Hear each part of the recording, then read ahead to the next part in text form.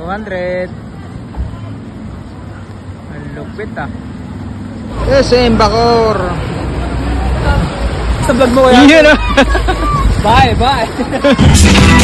Boss Art TV. So yun, isang magandang araw sa atin mga brother, pero mukhang hindi magandang araw. Update tayo sa bagyong Enteng. Mahalaga rin yung napapanood din to ng mga tao para updated din sila sa mga nangyayari sa atin. Oh, grabe oh. Dito po yan sa amin sa Habay 2, Bacoor, Cavite. Dito yan malapit sa SM Bacoor. Tingnan niyo may sidecar na yan oh. Matindi oh.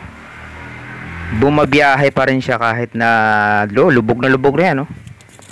Ang mga pasahero dito sa pag inabot ng bagyong ganyan na ulan-ulan, ang isang pasahero pag malayo talaga siguro mga 1 kilometro o 2 kilometers, medyo mahal.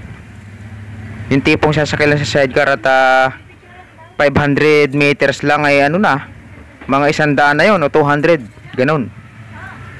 Ganun yung pasahero dito, yung dito ng pasahero.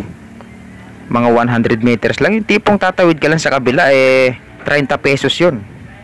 Diba? Kung alam nyo dyan sa SM Bacoor, yung Mercury Drugs dyan, tapat ng SM Bacoor, dyan, yung tipong magpapatawid ka lang sa kabila pag ganyan baha, sasakay ka para hindi ka mabasa. 50 pesos yun isang tawid mga brother.